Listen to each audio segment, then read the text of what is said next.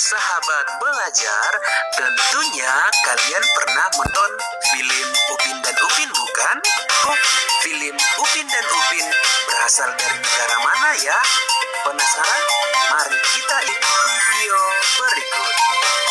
Pada video kali ini, kita akan belajar mengenai negara-negara ASEAN, yaitu negara Malaysia.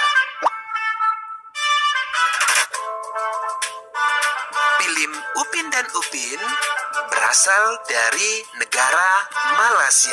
Seperti apa ya negara Malaysia tersebut? Mari kita ikuti dengan belajar identitas negara Malaysia. Kita perhatikan bendera negara Malaysia. Kemudian lambang negara. Negara Malaysia, ibu kotanya adalah Kuala Lumpur. Bahasanya bahasa resmi yaitu Melayu, dan ada bahasa lain yang digunakan seperti Cina, bahasa Tamil, dan bahasa Inggris. Adapun agamanya adalah agama Islam, Konghucu, Tao, Buddha, Hindu, dan Kristen. Hampir sama ya dengan negara-negara yang ada. Maksudnya hampir sama dengan agama-agama yang ada di negara Indonesia. Bentuk pemerintahannya adalah monarki konstitusional. Kemudian kepala negara adalah Yang di-Pertuan Agong Sultan Abdul Halim Muazzam Shah. Kepala pemerintahannya Perdana Menteri. Pada tahun 2015, penduduk negara Malaysia berjumlah 30,8 juta jiwa. Satuan mata uang dari Malaysia adalah ringgit atau dolar Malaysia. Adapun kota-kota penting di Malaysia adalah Kuala Lumpur, Kuching, kota Kinabalu, dan kota Penang. Lagu kebangsaannya adalah Negaraku. Hari kemerdekaannya untuk bulannya sama dengan negara Indonesia, namun tanggal dan tahun tentunya berbeda ya.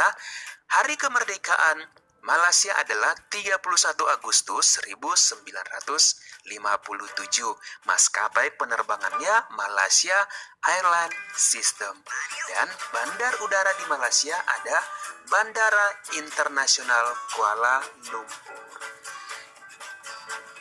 Lalu seperti apa ya keadaan alam negara Malaysia tersebut? Jika kita lihat, Malaysia dibagi menjadi dua daerah daratan yang salah satunya menyatu dengan daratan Indonesia, yaitu di Kepulauan Kalimantan. Letak dan batas negara Malaysia sebagai berikut.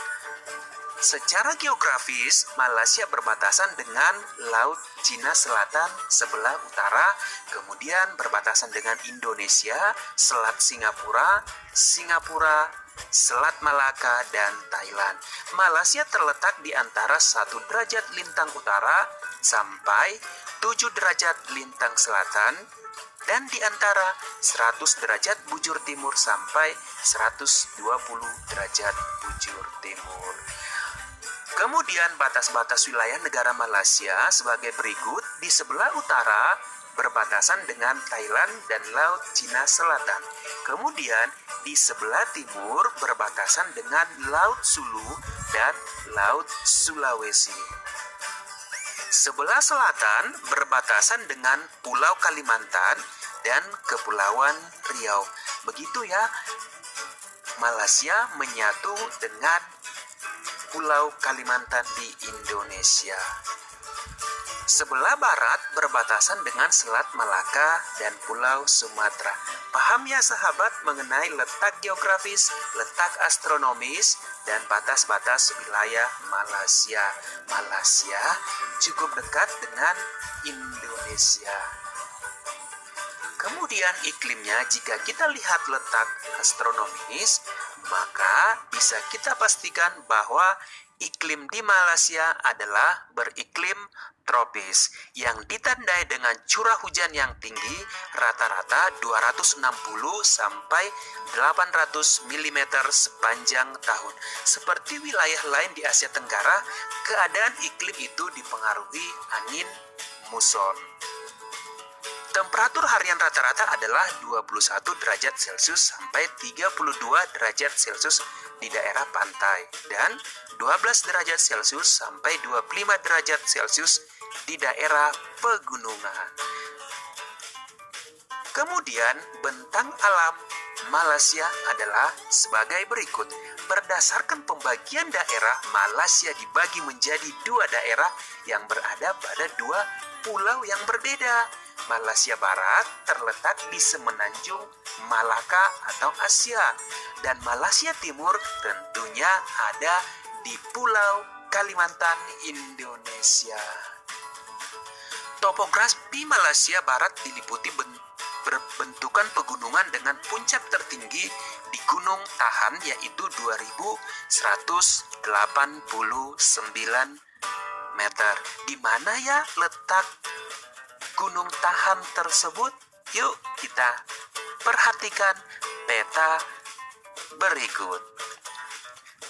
Kemudian Titiwangsa merupakan pegunungan terpanjang di Malaysia, yaitu sekitar 483 km yang membentang dari perbatasan Malaysia dengan Thailand sampai dengan negara bagian Malaka. Di wilayah ini tanahnya tidak begitu subur loh. Oleh karena itu, lahan banyak digunakan sebagai area perkebunan dengan tanaman yang homogen seperti kelapa sawit. Jadi negara Malaysia cukup terkenal dengan penghasil kelapa sawit. Dataran rendah di Malaysia Barat terletak di sisi timur dan sisi selatan. Dataran rendah di timur pegunungan Tahan yaitu Johor, Selangor, Kedah, Kelantan, dan Pahang terdiri rawa-rawa, hutan lebat, dan tanah yang tandus. Dataran pantai Malaysia Timur umumnya sempit dan berawa-rawa, serta sungai-sungai yang pendek dan berkelok-kelok. Wilayah Malaysia bagian timur mempunyai relief yang kasar pada daerah Sarawak. Gunung-gunung bukan merupakan pegunungan vulkanis ya. Di daerah Sabah saja gunung-gunung merupakan pegunungan vulkanis. Titik tertinggi dari gunung-gunung di Malaysia Timur terletak di puncak Gunung Kinabalu. Secara geografis, Malaysia terdiri atas dua bagian wilayah. Tadi di awal sudah dijelaskan ya. Malaysia bagian barat, yang ini Malaysia bagian barat di semenanjung Malaya yang terdiri atas 11 negara dalam bentuk kesultanan. Jadi Malaysia itu berbentuk kesultanan juga. Ada Selangor, Negeri Sembilan, Johor, Pahang, Perak, Kelantan, Terengganu, Kedah, Perlis, Malaka, dan ada Penang. Begitu ya, bisa kita amati kesultanan-kesultanan di sebelah barat berikut. Ini ada Kedah, Penang, Perak, Pahang, Selangor, Johor, dan kesultanan yang lain. Ada 11 kesultanan ya. Kemudian Malaysia bagian timur yang menyatu dengan Pulau Kalimantan berbatasan dengan Indonesia tentunya ya. Di sana ada dua negara bagian yaitu atau kesultanan, ada Sarawak dan ada Sabah. Yang ini ya, ada Sarawak, kemudian ada Sabah. Sedangkan di sini menyatu dengan negara Indonesia. Paham ya mengenai bagian-bagian negara Malaysia tadi? Secara garis besar ada dua wilayah, yaitu wilayah bagian Malaysia bagian barat dan Malaysia bagian timur, di mana setiap bagian ada lagi kesultanan masing-masing. Oke, bagaimana penduduk negara Malaysia itu? Ya, penduduk Malaysia dengan jumlah 30,8 juta jiwa ini pada sensus penduduk tahun 2015 dengan pertumbuhan 0,3% per tahun. Tahukah sahabat, penduduk Malaysia terdiri atas orang Malaysia sebanyak 50%. Selebihnya suku Tiongkok dengan jumlah 37%. India ada 11 derajat. Sisanya adalah orang-orang Eurasia, Eropa, dan keturunan bangsa lain. Adapun bahasa yang digunakan yaitu bahasa Malaysia. Begitu ya keadaan penduduk di negara Malaysia. Namun ada juga yang menggunakan bahasa Inggris sebagai bahasa nasionalnya.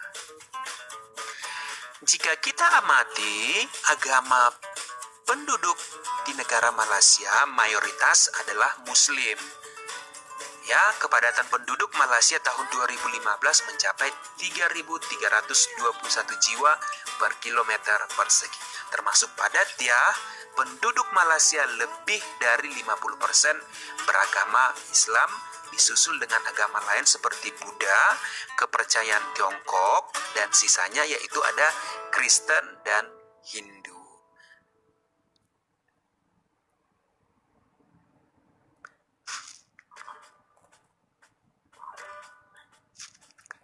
Kita lanjut mengenai perekonomian negara Malaysia. Sebagai negara agraris, perekonomian utama Malaysia juga banyak bergantung pada hasil pertanian. Lebih dari separuh penduduk Malaysia bekerja di bidang pertanian. Hampir sama ya dengan negara Indonesia.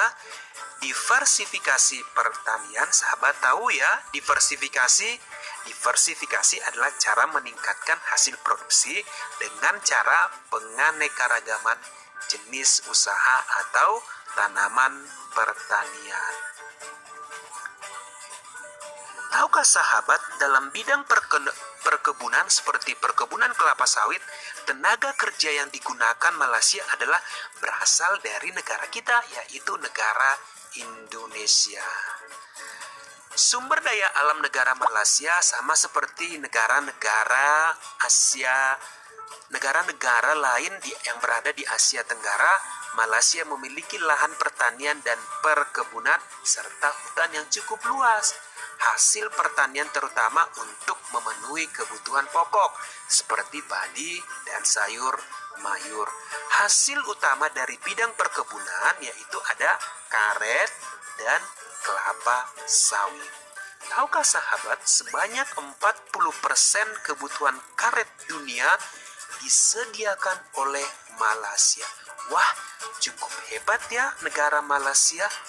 Kayu juga merupakan komoditas yang banyak dihasilkan dari hutan di Malaysia. Begini ya, mengenai sumber daya alam yang dihasilkan oleh negara Malaysia, ada karet dan kelapa sawit.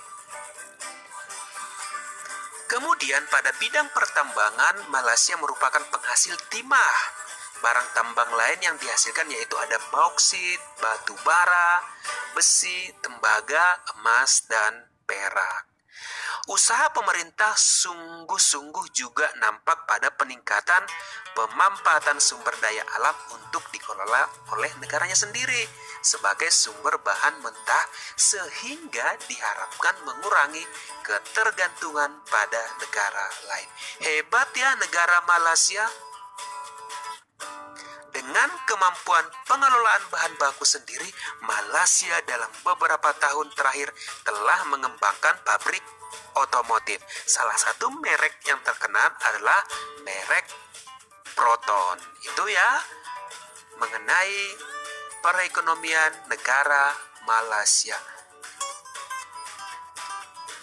Kemudian, adapun kerjasama yang dilakukan oleh Malaysia dengan negara-negara lain dan negara Indonesia, sama halnya dengan negara-negara Asia Tenggara yang lain, ASEAN masuk ke dalam kerjasama ASEAN dan merupakan termasuk salah satu negara yang ikut dalam pendirian kerjasama regional ASEAN.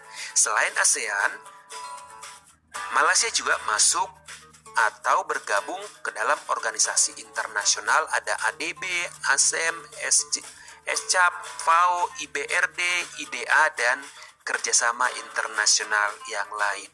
Indonesia menjalin hubungan kerjasama dengan Malaysia dalam berbagai bidang, misalnya bidang diplomatik, ekonomi yang terwujud dalam kegiatan ekspor dan impor serta bidang sosial ketenaga kerjaan. Perlu sahabat ketahui bahwa tenaga kerja Indonesia cukup banyak yang bekerja di negara Indonesia sebagai TKW dan TKI.